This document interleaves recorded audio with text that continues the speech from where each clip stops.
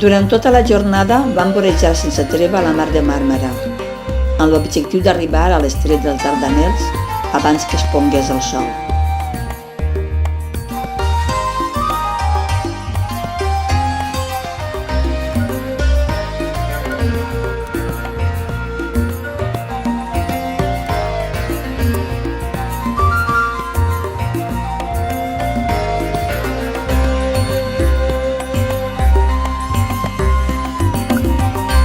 El mulato sud amb aire de fatiga permanent que tocava els bongos va alçar un moment els ulls cap a la dona com qui mira una joia en un aparador.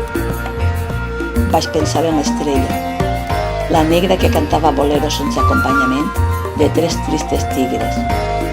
Però no tenien res a veure.